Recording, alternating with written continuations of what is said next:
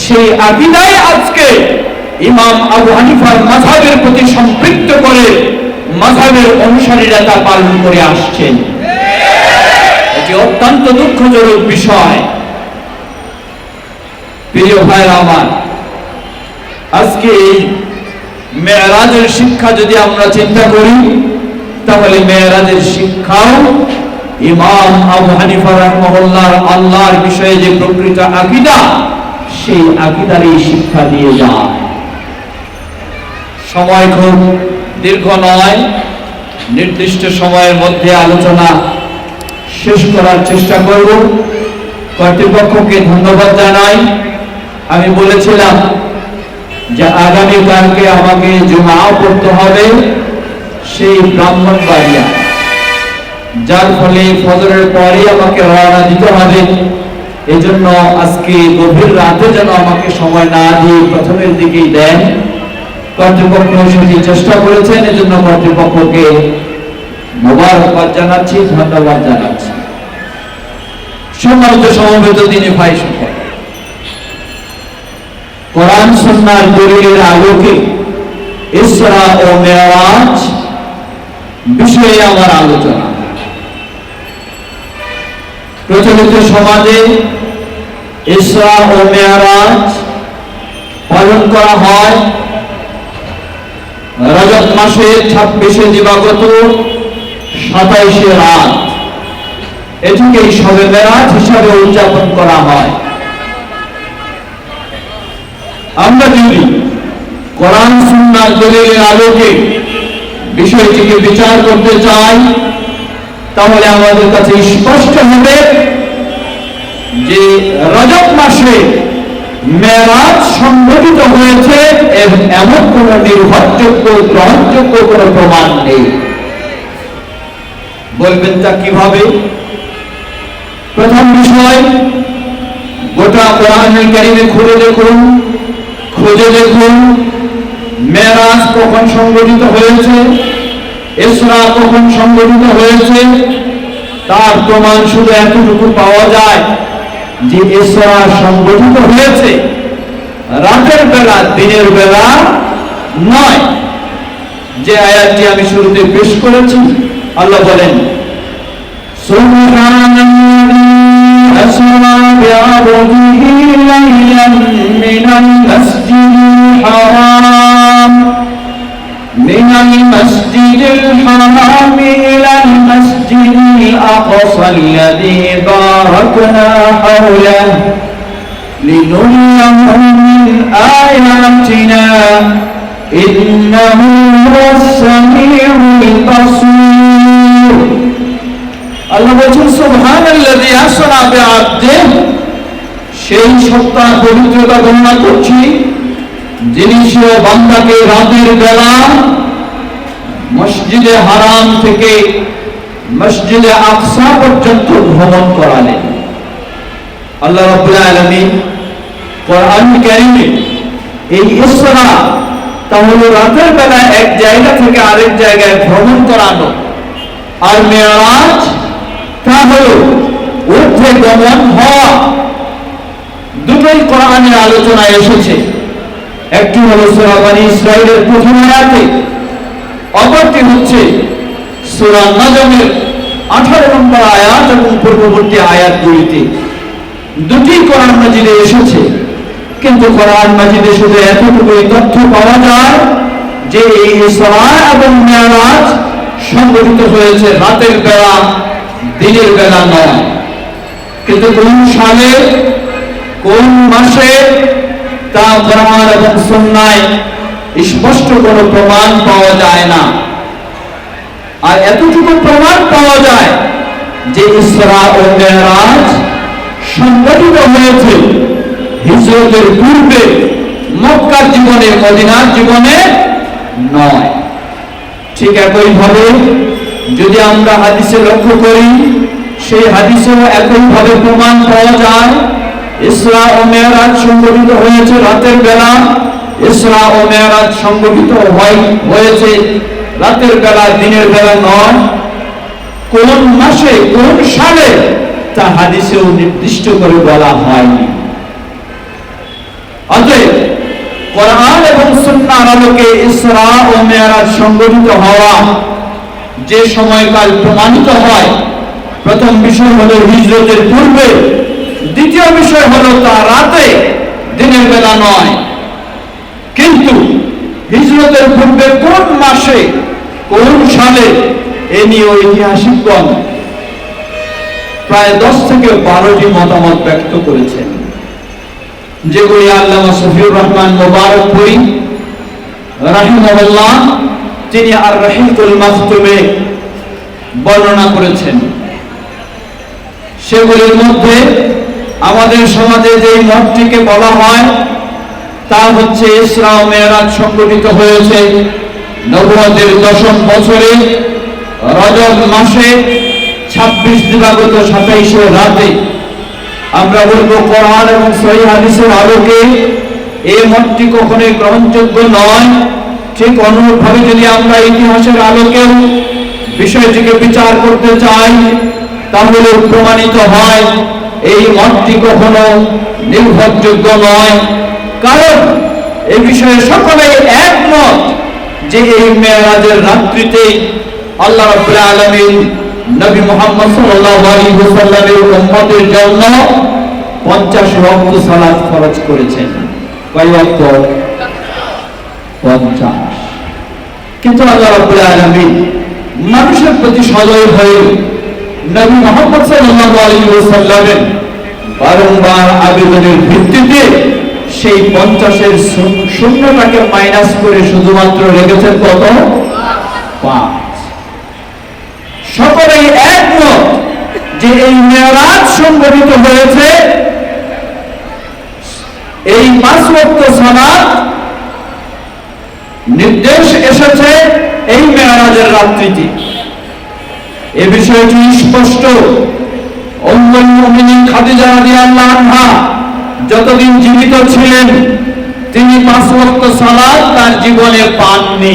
এর মানে উম্মুল মুমিনিন খাদিজা রাদিয়াল্লাহু আনহা যতদিন জীবিত ছিলেন ততদিন এই মেরাজ সংগঠিত হয়নি। খাদিজা রাদিয়াল্লাহু আনহা কবে ইন্তেকাল করলেন? খাদিজা রাদিয়াল্লাহু আনহা ইন্তেকাল করলেন নবুয়তের 10ম বছরে রমজান মাসে খাদিজা রাদিয়াল্লাহু আনহা ইন্তেকাল করেছেন। অর্থাৎ চলছে রজব মাস, রজবের পরে হলো কি মাস? কেউ জানেন না? খবর রাখেন না? রজবের পরে কি? শাবান। শাবানের পরে কি? রমাদান।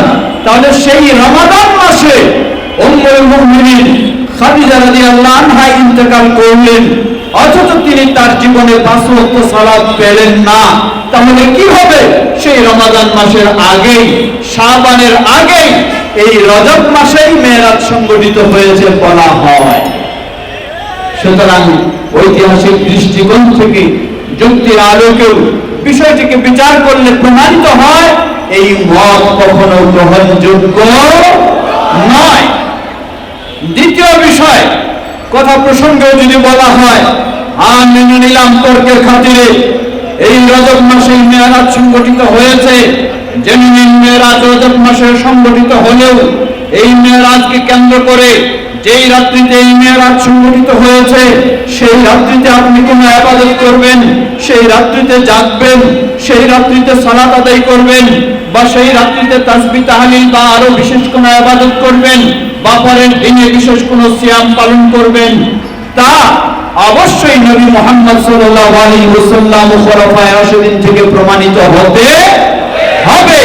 যদি না হয় তাহলে 1400 বছর আগেই নবী মুহাম্মদ সাল্লাল্লাহু আলাইহি ওয়াসাল্লাম স্পষ্টভাবে এই ঘোষণা দিয়েছেন, মান আমিলা আমালান লাইসা আলাইহি আমরুনা ফাহুয়া রাদ।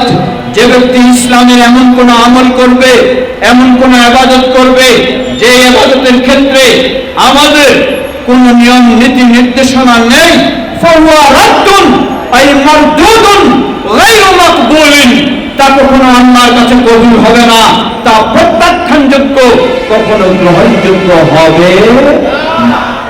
এর অর্থ কি? গ্রহণযোগ্য হবে না বুঝলাম, এর মানে সওয়াব পাওয়া যাবে না এতটুকুই তো নাকি?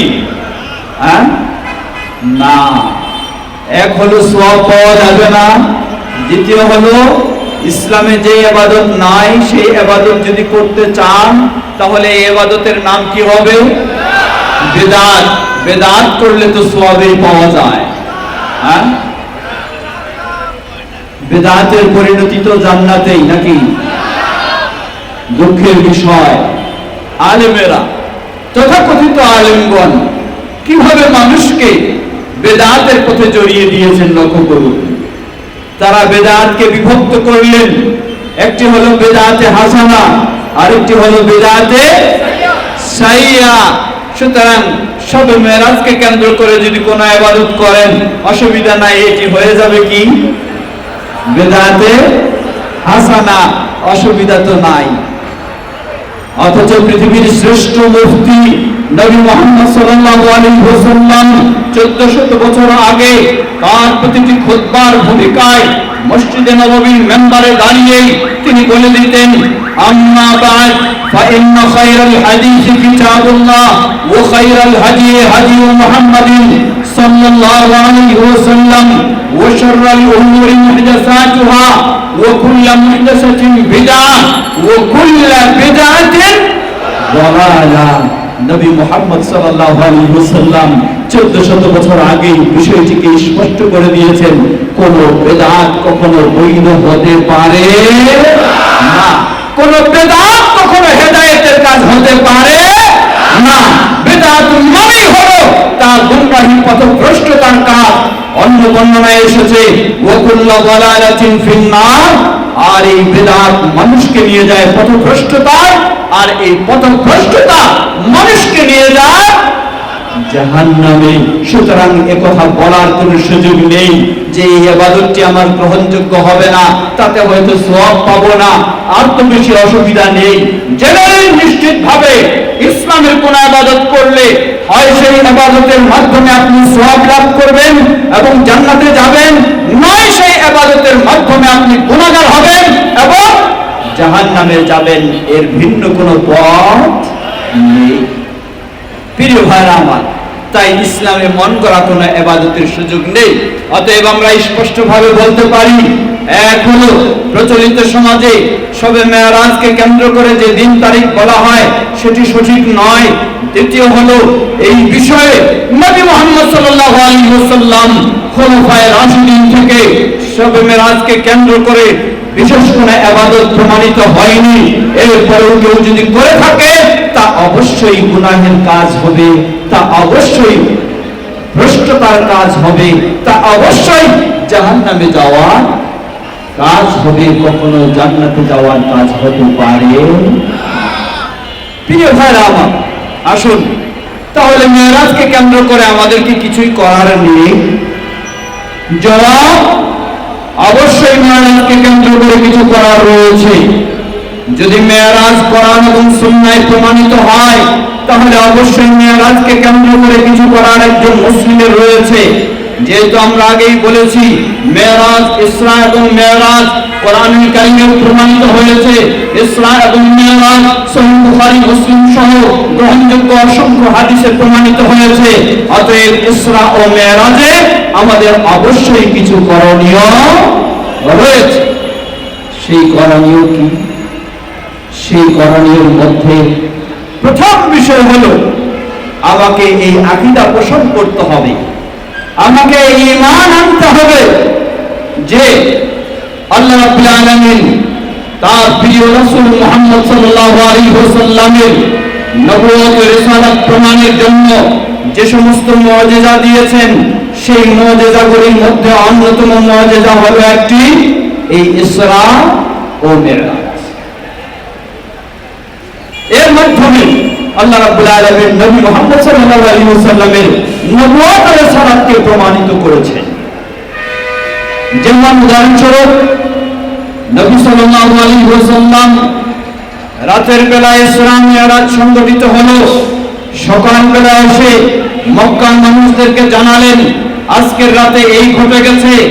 মক্কার মানুষেরা শোনার সাথে সাথেই তো বিশ্বাস করে ফেললো, তাই না?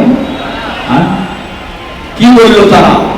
সহিহ বুখারী হাদিসে এসেছে নবী সাল্লাল্লাহু আলাইহি ওয়াসাল্লাম বলেন, ওয়ালাম্মা কাযাবাতুনি কুরাইশ فكنت في الحجر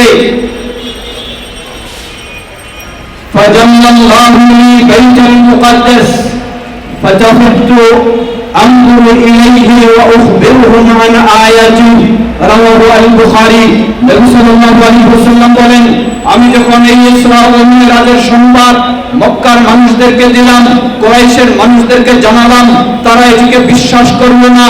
তারা আমাকে বলে ফেলল এটি একটি মিথ্যা কথা ছাড়া কিছু নয়। কারণ সেই যুগে সবচেয়ে গতিশীল, সবচেয়ে দ্রুতগতির বাহন দিয়ে ওই বাইতুল্লাহিল হারাম থেকে বাইতুল মুকাদ্দাস যেতে পরিপূর্ণ 1 মাস সময় লাগতো। আর নবী মুহাম্মদ সাল্লাল্লাহু আলাইহি ওয়াসাল্লাম রাতের কিছু সময়ের মধ্যে এই সব ভ্রমণ, এমনকি শুধু এটুকুই নয়, বরং সেই বাইতুল মুকাদ্দাস থেকে প্রথম আসমান, দ্বিতীয় আসমান, তৃতীয় আসমান, চতুর্থ আসমান পর্যন্ত তিনি গেলেন। পঞ্চম, ষষ্ঠ, সপ্তম আসমান, এবং তার চেয়ে আরো ঊর্ধ্বে তিনি গেলেন, গিয়ে তিনি সেখান থেকে ফিরে আসলেন। এটি একটি অবাস্তব বিষয় হতে পারে না বলে তারা বিশ্বাস করলো না, নবী মুহাম্মদ সাল্লাল্লাহু আলাইহি ওয়াসাল্লামকে মিথ্যা বলে ফেলল। নবী সাল্লাল্লাহু আলাইহি ওয়াসাল্লাম বললেন, তারা যখন আমাকে মিথ্যা জানলো, তাদের মিথ্যা জানার সাথে সাথে তারা আমাকে পরীক্ষা করতে চাইলো। মক্কার মানুষেরা, তারা তো কেউ প্রথম, দ্বিতীয়, তৃতীয়, চতুর্থ, পঞ্চম, ষষ্ঠ, সপ্তম আসমানে কেউ যায়নি, বরং তাদের মধ্যে কেউ কেউ সেই বাইতুল মুকাদ্দাস পর্যন্ত গেছে, বাইতুল মুকাদ্দাস দেখেছে। অতএব ঊর্ধ্ব জগতের পরীক্ষা নেওয়ার মতো তাদের ক্ষমতা নেই, কিন্তু পরীক্ষা তারা নিতে চাইলো বাইতুল মুকাদ্দাসে কি ধরনের আছে না আছে সেই বিষয়ে পরীক্ষা নিতে চাইলো। পরীক্ষা নিতে চাইলেন নবী মুহাম্মদ সাল্লাল্লাহু আলাইহি ওয়াসাল্লাম যখন বাইতুল মুকাদ্দাস দেখে আসেন, দেখে আসলে তো তিনি সেই পরীক্ষা দিতে হবে সেই ধরনের খুঁটিনাটি দেখার চেষ্টা করেননি। কিন্তু পরীক্ষার সম্মুখীন হয়ে গেলে এখন তো উপায় নাই, পরীক্ষা তো দিতেই হবে। তবে নবী মুহাম্মদ সাল্লাল্লাহু আলাইহি ওয়াসাল্লামের এই বিশ্বাস এবং আস্থা রয়েছে আল্লাহর প্রতি, যেই আল্লাহ নবী মুহাম্মদ সাল্লাল্লাহু আলাইহি ওয়াসাল্লামকে এই ইসরা ও মিরাজ সংগঠিত করালেন, সেই আল্লাহ অবশ্যই এই পরীক্ষায়ও বিজয় দান করবেন ইনশাআল্লাহ। নবী সাল্লাল্লাহু আলাইহি ওয়াসাল্লাম সেই সাহস নিয়েই তিনি বললেন, লাম্মা কাযাবাতনি কুরাইশ, কুরাইশের মানুষেরা যখন আমাকে মিথ্যা জানলো, আমার পরীক্ষা নিতে চাইলো, আসলে আমি সেই বাইতুল মুকাদ্দাসে গেছি কিনা সেটি জানার জন্য পরীক্ষা নিতে চাইলো, আমি তখন তাদের পরীক্ষা দেওয়ার জন্য সেই হিজর তথা যেটাকে হাতিম বলা হয়, অর্থাৎ কাবার অর্ধ ওয়াল যেদিকে রয়েছে সেই জায়গায় ভিতরে গিয়ে আমি প্রবেশ করলাম। যখনই আমি সেখানে গিয়ে দাঁড়ালাম, ফাজাল্লাল্লাহু বাইতুল মুকাদ্দাস, এই উন্নত প্রযুক্তির যুগে যেমনি ভাবে স্যাটেলাইটের মাধ্যমে এখানে বসে সেই আমেরিকায় কি হচ্ছে তা আপনি দেখছেন, আবার এই প্রোগ্রামটাও এমনি ভাবে স্যাটেলাইটে অনলাইনে প্রকাশ হচ্ছে, সেখানেও বসে তারা দেখছে। এতই উন্নত প্রযুক্তির যুগে আমরা পৌঁছে গেছি, অথচ 1400 বছর পূর্বে নবী মুহাম্মদ সাল্লাল্লাহু আলাইহি ওয়াসাল্লাম যখন সেই হিজরের মধ্যে, হাতিমের মধ্যে দাঁড়ালেন, তিনি বলছেন, দাঁড়ানোর সাথে সাথে ফাজাল্লাল্লাহু বাইতুল মুকাদ্দাস, আল্লাহ রাব্বুল আলামিন আমার চোখের সামনে বাইতুল মুকাদ্দাসকে তুলে ধরলেন। আমি স্বচক্ষে বাইতুল মুকাদ্দাস দেখছি আর তাদের সকল প্রশ্নের আমি জবাব দিচ্ছি। বলুন সুবহানাল্লাহ। প্রিয় ভাইরা আমার, সুতরাং নবী সাল্লাল্লাহু আলাইহি ওয়াসাল্লামকে ওই 1400 বছর আগেও আল্লাহ রাব্বুল আলামিন এই উন্নত স্যাটেলাইটের মাধ্যমে বাইতুল মুকাদ্দাসকে দেখালেন, আর তিনি সব জবাব দিয়ে তাদের কাছে বিজয় লাভ করলেন। এটি হচ্ছে নবী মুহাম্মদ সাল্লাল্লাহু আলাইহি ওয়াসাল্লামের জন্য অন্যতম একটি মুআজিজা। লক্ষ্য করুন, আল্লাহ রাব্বুল আলামিন এই মুআজিজার মাধ্যমে নবী মুহাম্মদ সাল্লাল্লাহু আলাইহি ওয়াসাল্লামকে কত বড় শ্রেষ্ঠত্ব দান করলেন। উন্নত প্রযুক্তির যুগে এই পৃথিবী ছেড়ে মানুষ ঊর্ধ্ব দিকে ছুটছে, কেউ মঙ্গল গ্রহে, কেউ আরো কোন গ্রহে, কেউ চাঁদের দেশে, আরো বিভিন্ন জায়গায় যাওয়ার সুযোগ হচ্ছে। মনে হচ্ছে যেন বহু ঊর্ধ্বে চলে গেছে, বহু উন্নত পর্যায়ে পৌঁছে গেছে। লক্ষ্য করুন, সব কিছুই যদি চিন্তা করা হয়, সবগুলি হচ্ছে প্রথম আসমানের নিচে না উপরে? সব নিচে।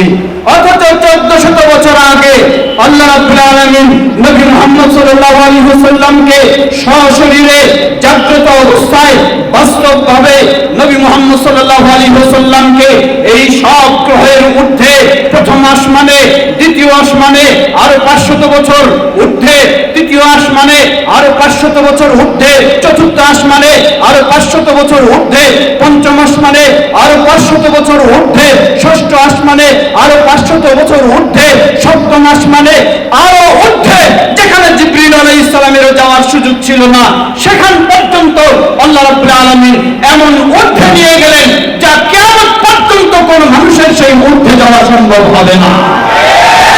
আল্লাহ রাব্বুল আলামিন নবী মুহাম্মদ সাল্লাল্লাহু আলাইহি ওয়াসাল্লামকে সেই ঊর্ধ্ব জগতে যাওয়ারও সর্বশ্রেষ্ঠত্ব তিনি দান করলেন এই মেরাজের মাধ্যমে।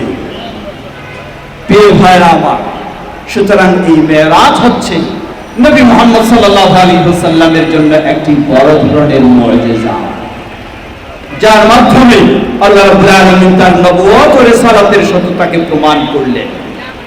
অতএব একজন মুমিন মুসলিম অবশ্যই তাকে বিশ্বাস করতে হবে যে নবী সাল্লাল্লাহু আলাইহি ওয়াসাল্লাম বাস্তবে জাগ্রত অবস্থায় সশরীরে তার এই ইসরা ও মেরাজ সংগঠিত হয়েছে। যদিও মুতাজিলার বিশ্বাসী যারা, তারা সশরীরে এটিকে বিশ্বাস করে না, তারা বলে এটি রূহানি ভাবে হয়েছে। মূলত কোরআন এবং সুন্নাহ বলে দিচ্ছে এটি রূহানি ভাবে নয়, এটি জিসমানি ভাবে সশরীরেই এটি সংগঠিত হয়েছে। এমনই বিশ্বাস হবে আহলুস সুন্নাহ ওয়াল জামাত।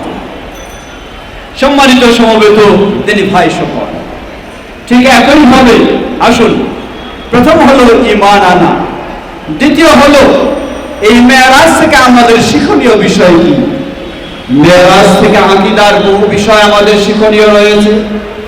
আজকে লক্ষ্য করুন, এই রাত্রিতে মসজিদে মসজিদে এই মেরাজের আলোচনা হয়, অথচ যেই মানুষেরা, যে আলেমেরা এই মেরাজের আলোচনা করেন, তারাই আবার বিশ্বাস করেন আল্লাহ রাব্বুল আলামিন সত্তায় সর্বত্র বিরাজমান। সেই বিশ্বাসেই আবার তারা করেন।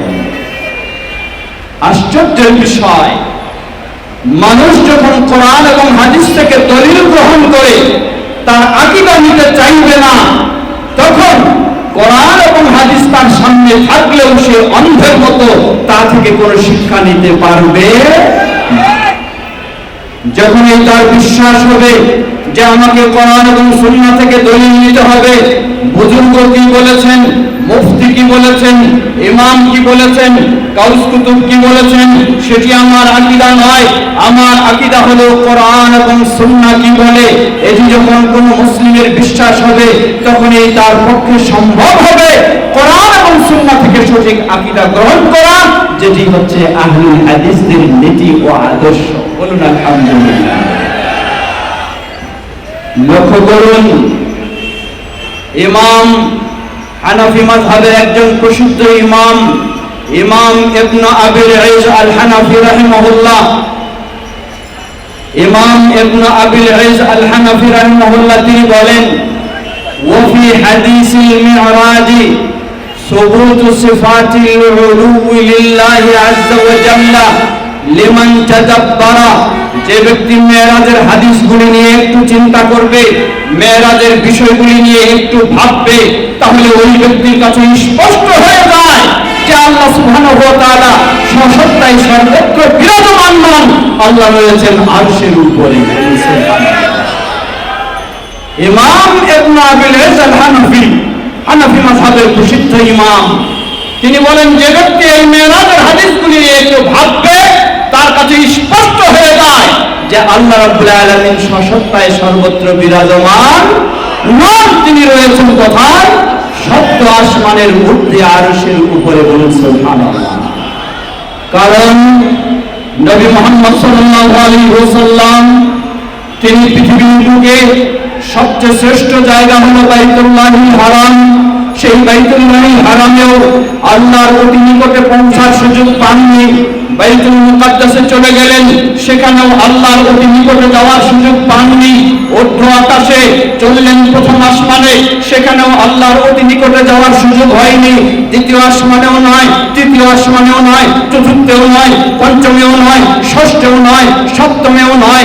সপ্তমের আরো ঊর্ধ্বে যখন গেলেন, তখন নবী মুহাম্মদ সাল্লাল্লাহু আলাইহি ওয়াসাল্লাম আল্লাহর খুব কাছে যাওয়ার সুযোগ লাভ করলেন। সুবহানাল্লাহ। এজন্য ইমাম ইবনে আবুল ইজ আল হানাফি রাহিমাহুল্লাহ বলেন, এই মিরাজের বিষয়গুলি নিয়ে যে একটু ভাববে, তার কাছে স্পষ্ট হবে যে আল্লাহ রাব্বুল আলামিন সর্বত্র সর্বত্র বিরাজমান নন, তিনি রয়েছেন আরশের উপরে, যা তিনি নিজেই ঘোষণা দিয়েছেন, আর রহমান আলাল আরশি ইস্তাওয়া, দয়াময় রহমান তিনি আরশের উপরে সমুন্নত বলেন। সুবহানাল্লাহ।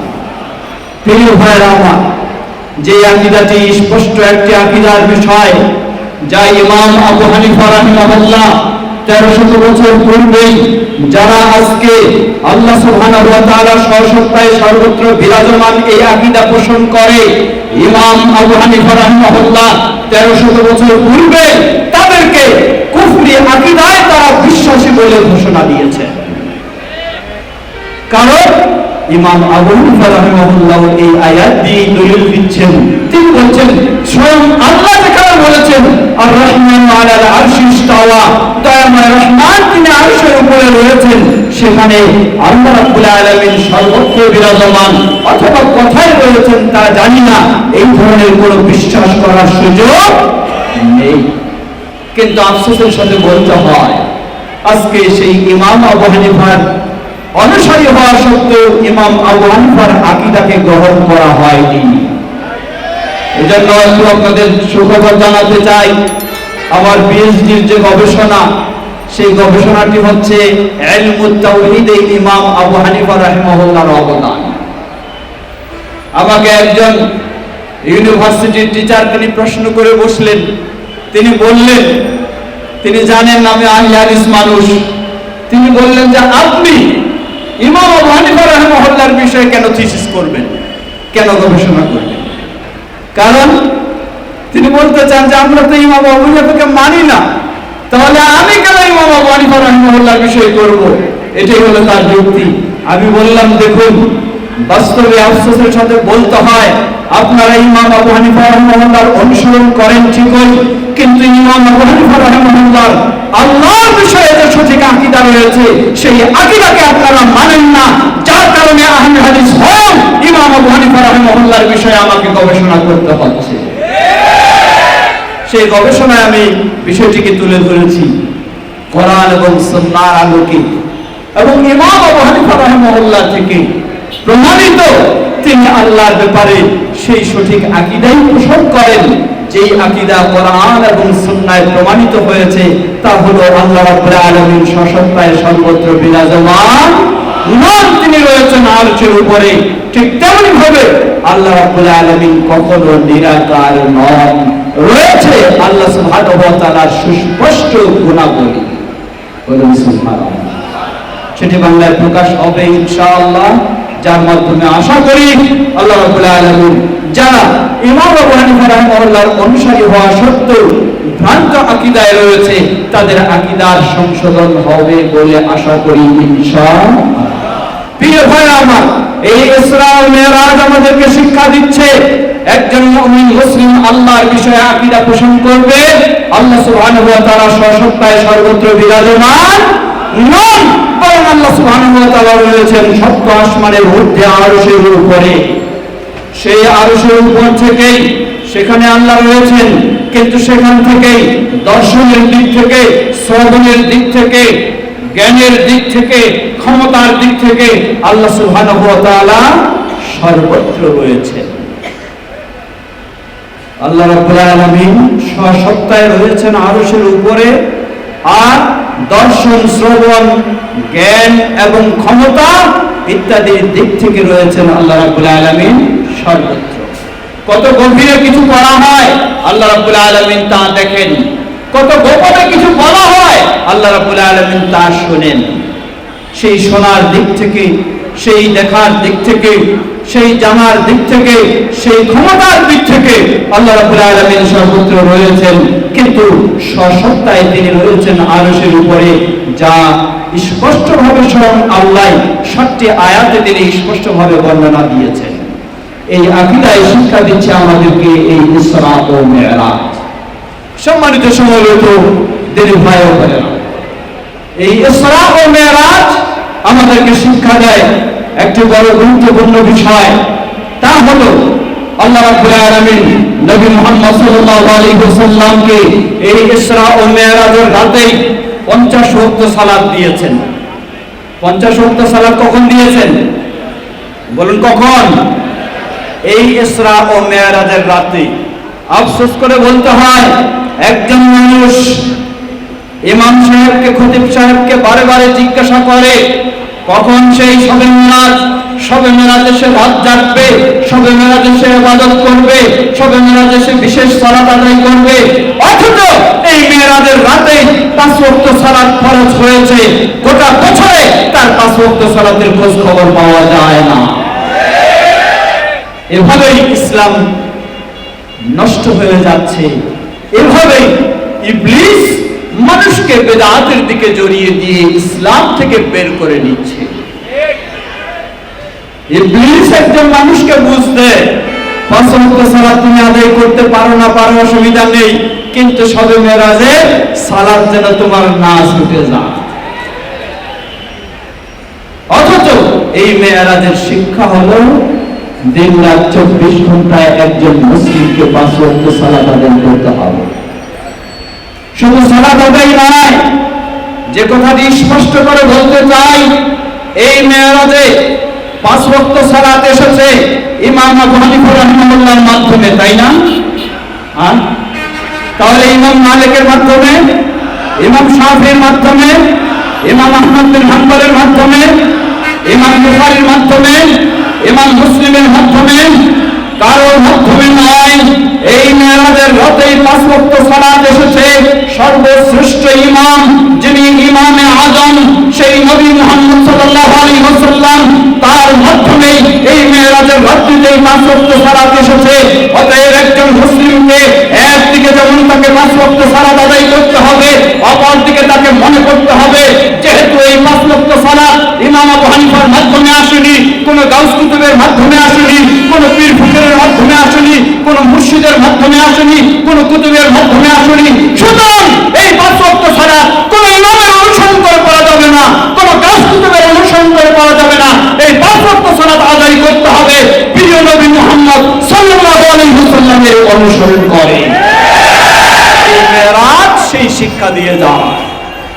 আজকে আপনি মেরাজ থেকে সালাত নেবেন, কিন্তু যার মাধ্যমে আপনি এই সালাত পেয়েছেন তার কাছে সালাতের পদ্ধতি না নিয়ে আপনার ইমামের কাছে, আপনার পীর মুর্শিদের কাছে সালাতের পদ্ধতি নেবেন, নিশ্চয়ই আপনি এটি বড় ধরনের অন্যায় করেছেন। তাই তো আল্লাহ রাসূল সাল্লাল্লাহু আলাইহি ওয়াসাল্লাম স্পষ্ট ঘোষণা দিয়েছেন, তিনি বলেন সাল্লু কামা রাআইতুমুনি মুসাল্লি, তোমরা সালাত ঠিক সেভাবে আদায় করো যেভাবে তোমরা সালাত আদায় করতে আমাকে দেখেছো।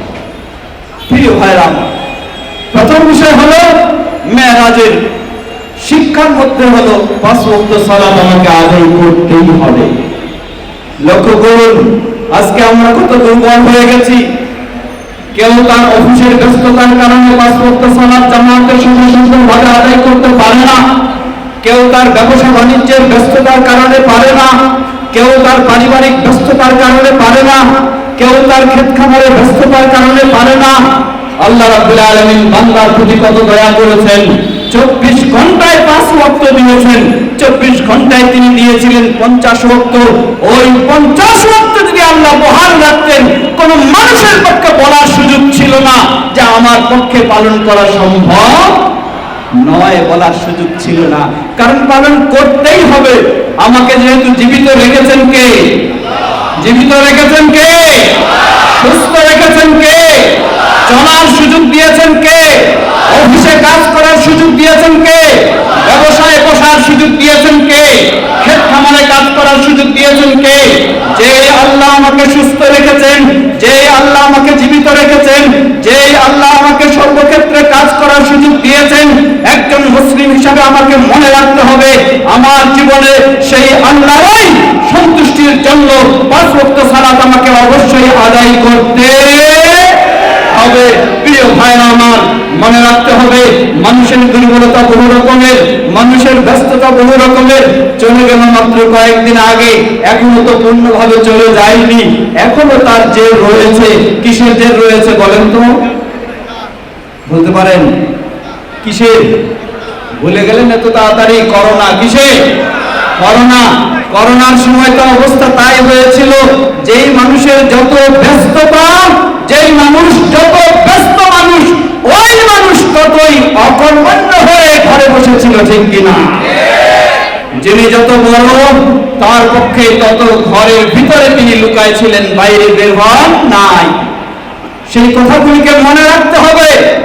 যে আল্লাহ রাব্বুল আলামিন করোনা দিয়ে আপনার অফিস আদালত সব বন্ধ করে দিয়ে, আপনার গাড়ি ঘোড়া সব বন্ধ করে দিয়ে, আপনার হাট বাজার সব বন্ধ করে দিয়ে আপনাকে ঘরে আবদ্ধ করে রেখেছিলেন, ওই আল্লাহর সন্তুষ্টির জন্য যদি আপনি 5 ওয়াক্ত সালাত ঠিকভাবে আদায় না করেন, আবারও সেই আল্লাহর আযাব এসে আপনাকে ঘরে আবদ্ধ করে রাখা হতে পারে, ঠিক কিনা?